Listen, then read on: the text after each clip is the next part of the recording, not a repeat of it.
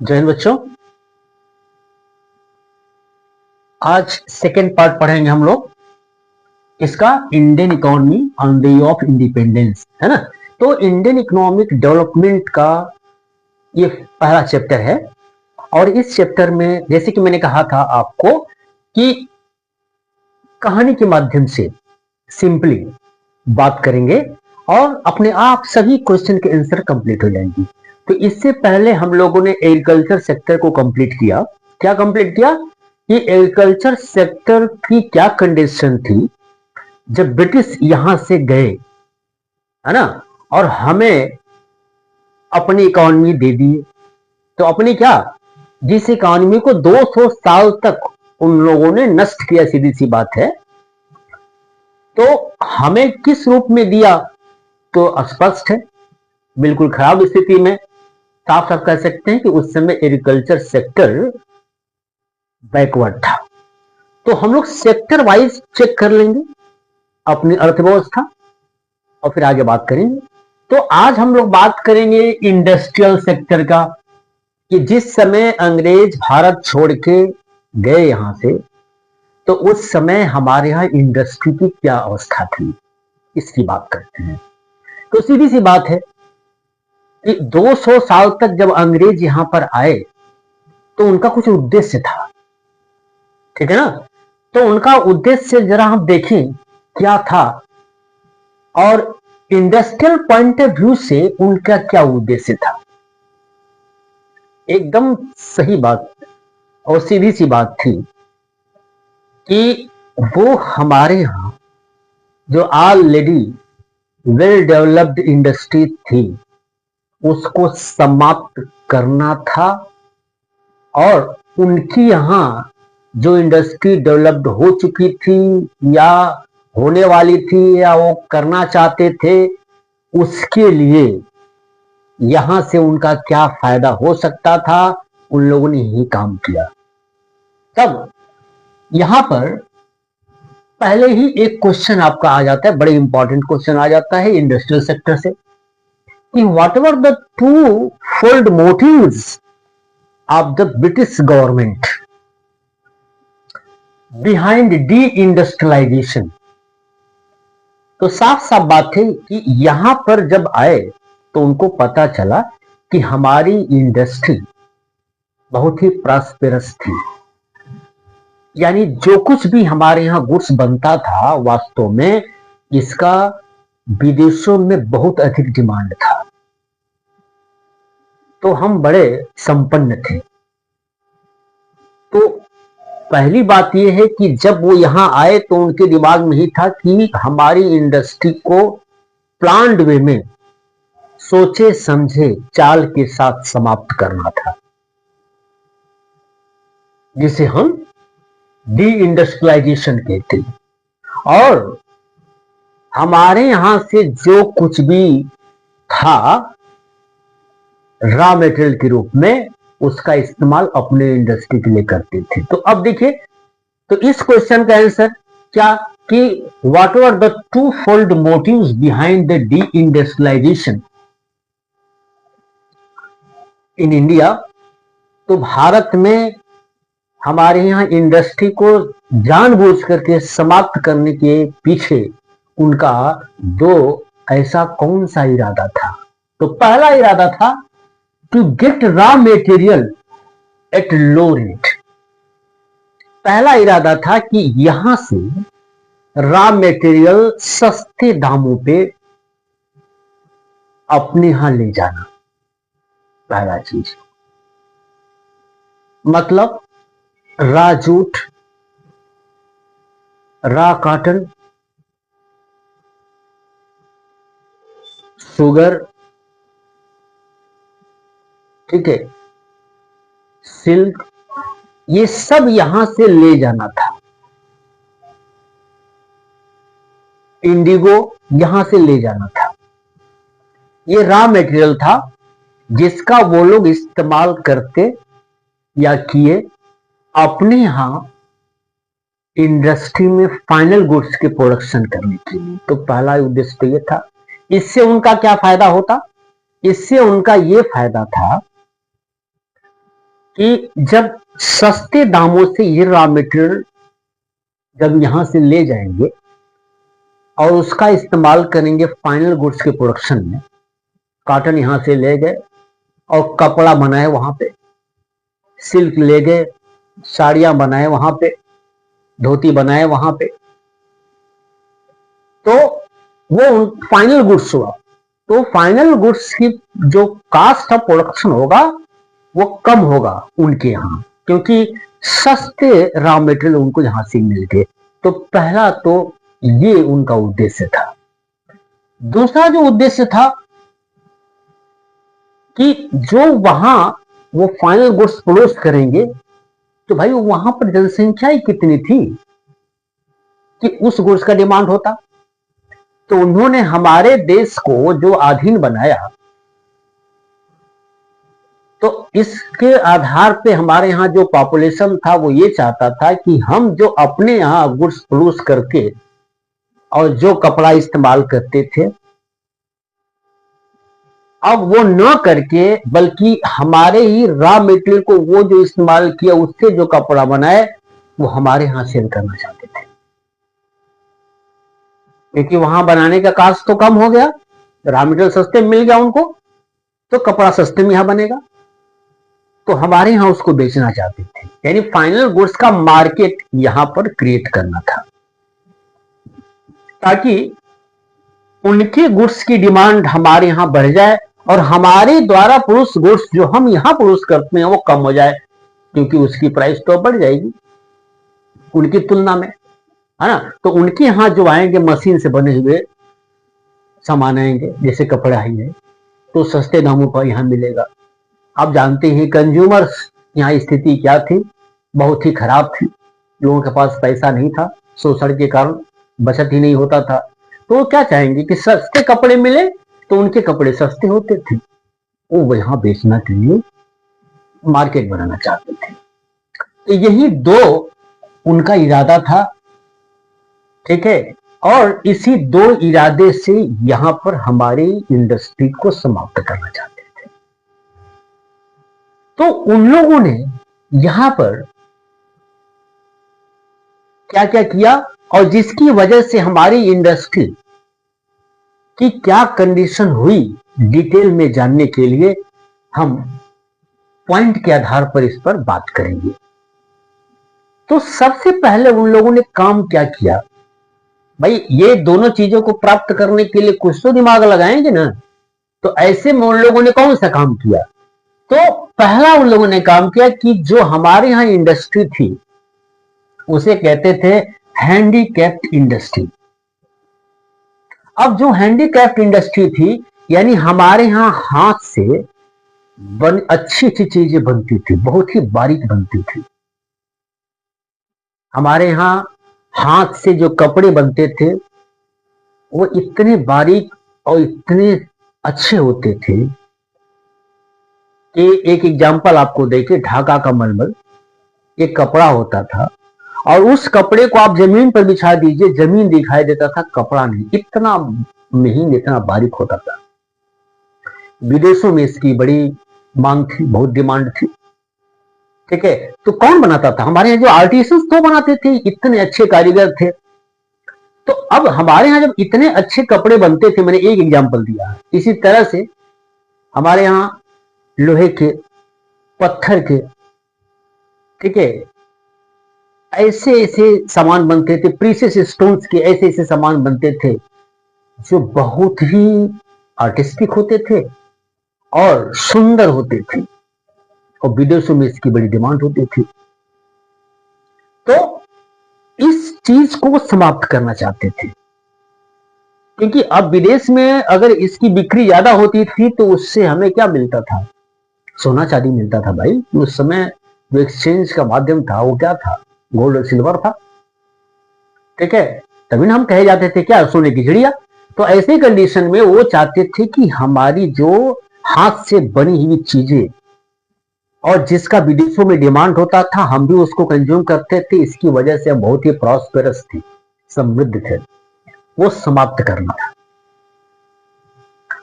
अब उसको समाप्त करने के लिए धीरे धीरे उन लोगों ने यही काम करना शुरू किया कि जब रॉ मेटेरियल यहां से लेने चले गए तो ऐसे कंडीशन में यहां के लोगों के लिए अब गुड्स बनाने के लिए रॉ मेटेरियल क्या पड़ गया, कम पड़ गया, गुड्स नहीं बना पाते थे।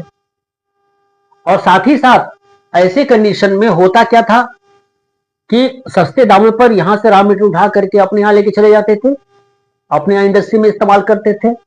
और हमारे यहां जो कुछ भी यदि बनता भी था फाइनल प्रोडक्ट, फाइनल गुड्स, तो उस पर इतना अधिक ड्यूटी टैक्स लगाते थे कि बाहर के देशों में वो महंगा हो जाता था, इसलिए सेल नहीं हो पाता था। तो मजबूरन हमारे यहां उसका प्रोडक्शन कम होने लगा, डिमांड भी क्या हो गया, कम होने लगा। क्योंकि ऐसे कंडीशन में जो रॉ मटेरियल वहां ले गए उससे जो फाइनल गुड्स प्रोड्यूस करके यहां लाते, जैसे कपड़ा लाते थे, तो कंपेरेटिवली हमारे यहां मार्केट में वो सस्ता पड़ने लगा हमारे यहां लोगों को, तो लोग उसको खरीदने लगे।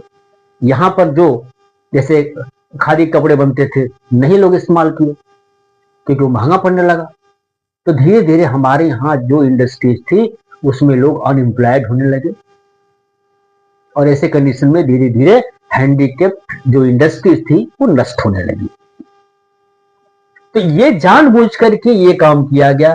तो पहला उन्होंने हाथ लगाया हमारे यहां जो पॉपुलर इंडस्ट्री थी हैंडीकैप्ड उसे नष्ट करने में। दूसरा क्या था, slow growth of modern industry.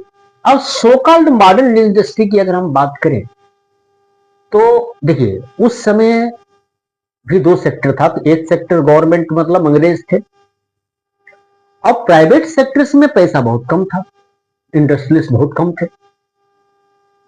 तो उस समय अगर कहा जाए तो कुछ जगहों पर सो कॉल्ड मॉडर्न इंडस्ट्रीज का डेवलपमेंट हुआ था, जिसमें से एक था Tata iron and steel company जो 1907 में लॉन्च किया गया था और प्रोडक्शन स्टार्ट हुआ 1912 में।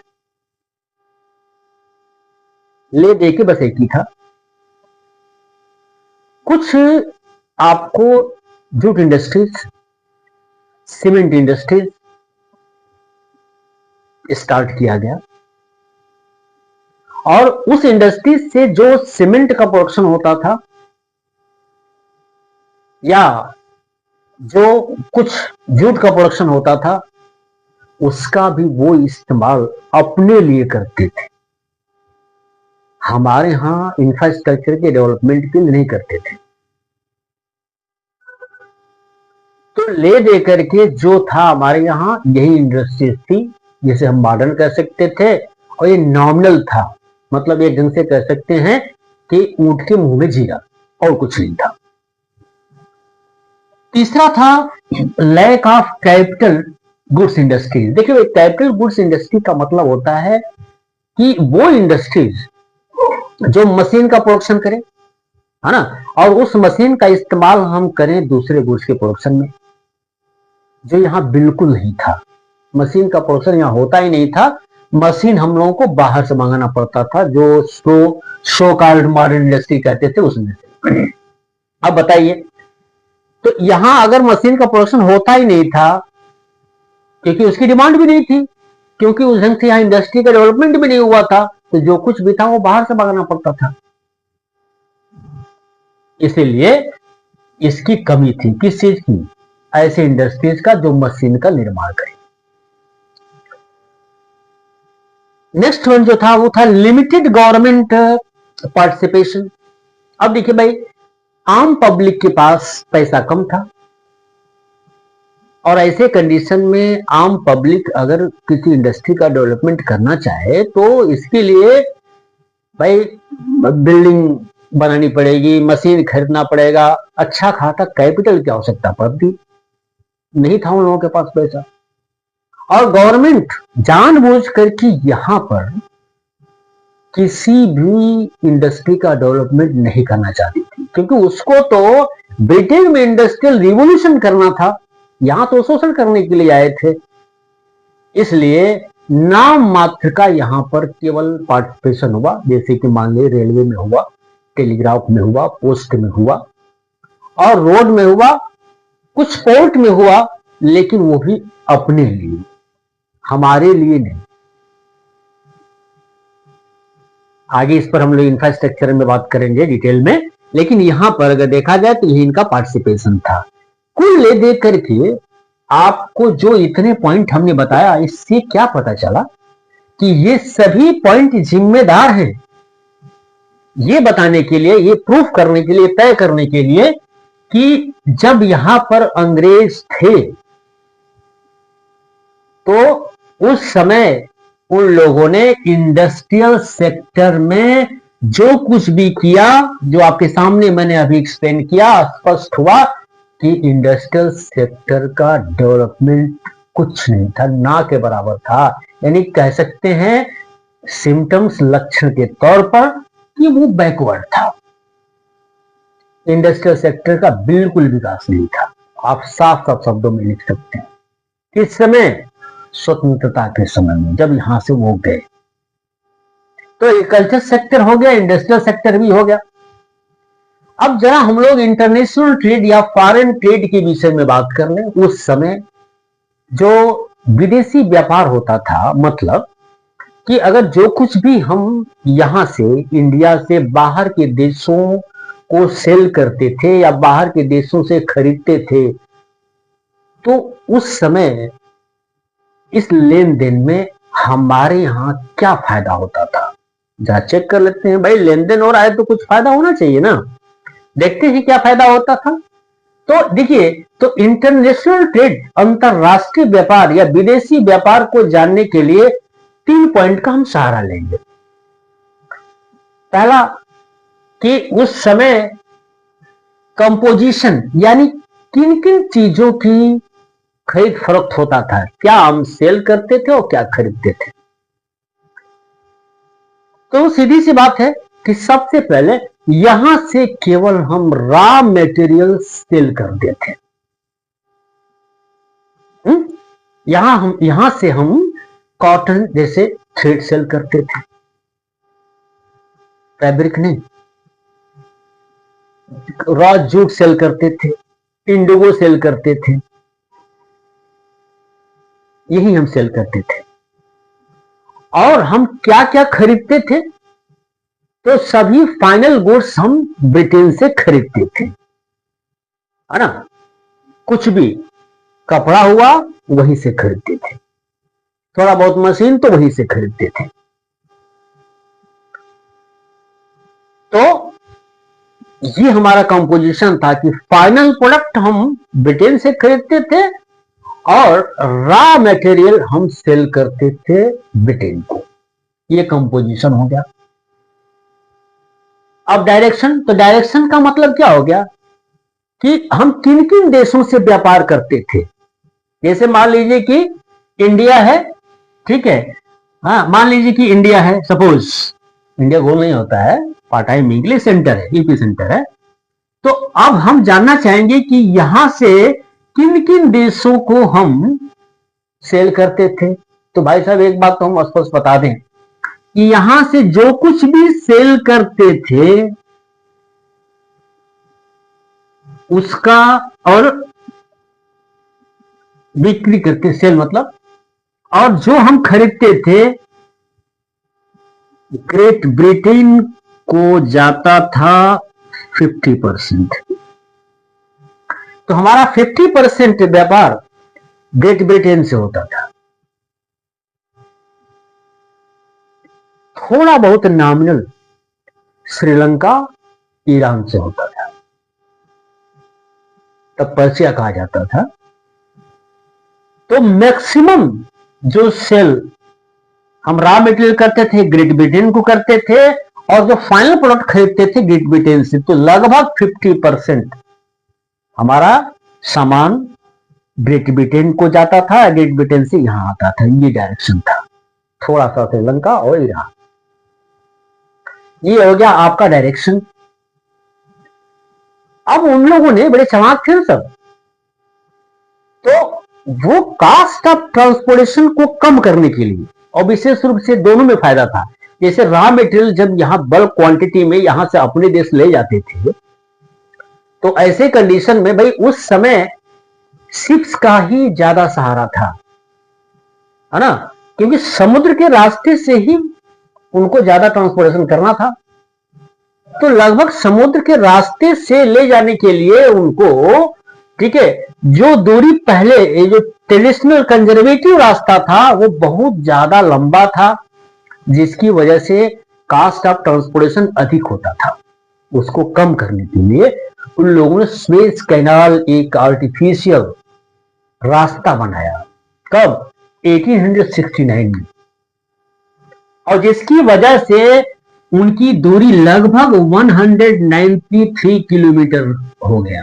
बहुत ही शॉर्ट रास्ता बना, तो कास्ट ऑफ ट्रांसपोर्टेशन उनका कम पड़ गया। इसलिए सस्ते दामों पे, यानी जो सामान यहां से अपने देश में ले जाते थे, ट्रांसपोर्टेशन कास्ट कम हो गया। या वहां से जो फाइनल प्रोडक्ट हमारे यहां मंगाते थे उसका भी कास्ट ऑफ ट्रांसपोर्टेशन कम हो गया। अब तीसरा जो हम मुद्दा उठाएंगे इसको फॉरेन ट्रेड को जानने के लिए, वॉल्यूम, मतलब मात्रा, कितनी मात्रा में सेल करते थे। तो सीधी सी बात है, जितनी भी मात्रा में यहां से हम बाहर के देशों में सेल करते थे तो उसका 50% क्वांटिटी ब्रिटेन में जाता था, और ब्रिटेन से जो फाइनल प्रोडक्ट आता था मैक्सिमम क्वांटिटी ब्रिटेन से ही हमारे यहां आता था, कम क्वांटिटी श्रीलंका और ईरान को जाता था। इस तरह से आप भी 3 पॉइंट के माध्यम से फॉरेन ट्रेड या इंटरनेशनल ट्रेड उस समय की स्थिति क्या थी इसके थ्रू आप जान सकते थे। तो स्पष्ट हो गया कि उस समय देखा गया तो इंटरनेशनल ट्रेड में कि बाहर के देशों को जो हम सेल करते थे उससे जो हमारा इनकम होता था, हमारा मतलब क्या, ब्रिटेन का। भाई सरकार किसकी थी? ब्रिटेन थी, हम तो गुलाम थे। तो उस समय सेल अधिक होता था, और ऐसे कंडीशन में जो हम खरीदते थे उसकी मात्रा कम होती थी, जिसकी वजह से यानी एक्सपोर्ट अधिक मात्रा में होता था, इंपोर्ट कम मात्रा में होता था। तो एक्सपोर्ट से जो हमें मिलता था, एक्सपोर्ट अधिक था, इंपोर्ट कम था। तो ऐसे कंडीशन में हमारा फायदा ज्यादा होता था, जिसको हम एक्सपोर्ट सरप्लस कहते थे। यानी बाहर के देशों को जो हम बेचते थे उससे जो पैसा मिलता था वो अधिक था, बजाय कि बाहर के देशों से जो हम खरीदते थे, जो हम खर्च करते थे। तो सवाल उठता है कि अगर इस व्यापार में हमारा फायदा था तब तो हमारा लाभ होना चाहिए, हमारा विकास होना चाहिए, इंडिया का विकास होना चाहिए, लेकिन होता नहीं था। क्यों? क्योंकि ये जो सरप्लस था ये 2 आइटम पर देखा जाए तो निश्चित तौर से जोर देने से स्पष्ट हो जाएगा कि हमारा इससे जो फायदा हुआ हमारे काम में आया कि नहीं। कैसे भाई? तो ये कह रहा है कि इसकी वजह से, किसकी वजह से, जो रॉ मटेरियल हम बाहर के देशों को यानी ग्रेट ब्रिटेन को सेल करते थे तो हमारे यहां जो नेसेसरी गुड्स थी उसकी क्राइसिस होने लगी, क्योंकि पूरा रॉ मटेरियल तो बाहर को चला जाता था, हमारे लिए कुछ बचता ही नहीं था। तो हमारा फायदा हुआ इस एक्सपोर्ट सरप्लस से कि नुकसान? नुकसान हुआ। दूसरा क्या हुआ? फिर भी जो पैसा बचता था, पहला तो नुकसान ये हुआ, दूसरा नुकसान क्या हुआ कि जो पैसा बचता था, जो हमें मिलता था सरप्लस के रूप में, वो 3 रूपों में खर्च होता था, हमारे लिए नहीं बल्कि ब्रिटेन के लिए। कैसे? तो उसी एक्सपोर्ट सरप्लस का पहला खर्च, पहला जो आइटम होता था वो होता था कि यहां के प्रशासन की देखभाल करने के लिए जो यहां ब्रिटिश अधिकारी रहते थे, यहां नहीं रहते थे, ब्रिटेन रहते थे, उनके घर का, उनके ऑफिस का और उनके रख रखाव का, उनको आराम तलबी होने का जो खर्च होता था वो इसी सरप्लस से होता था। पहला क्यों खर्च गया। दूसरा जो खर्च आपका होता था वो जानते थे कि ब्रिटेन का अंदर 200 देश थे, तो लड़ाई करके तो लिए थे, तो जहां जहां वार होता था, इसी बीच में वर्ल्ड वार भी हुआ, तो वर्ल्ड वार में वो भी शामिल था, या उसका किसी दूसरे देश से वार होता था तो उस पर जो भी खर्च आता था ना, उसमें से हम भी उसमें शेयर करते थे। कहां से? इसी एक्सपोर्ट सरप्लस में, उस खर्चे को मेंटेन करने के लिए। और तीसरा जो आइटम था खर्च करने के लिए, कि जब अंतरराष्ट्रीय व्यापार होता था तो उस व्यापार में लेन देन में दोनों आइटम होते थे, विजिबल आइटम, इनविजिबल आइटम। तो इनविजिबल आइटम्स का जो घाटा होता था उसकी भी पूर्ति इसी एक्सपोर्ट सरप्लस से होती थी। इससे आपने क्या पता चला कि इस इंटरनेशनल ट्रेड से जो लाभ भी होता था वो हमारे पर खर्च न होकर के उन्हीं पर खर्च होता था। इस तरह से फॉरेन ट्रेड की स्थिति भी उस समय बहुत ही दयनीय थी। आज इतना ही तक, फिर आगे अगले पार्ट में।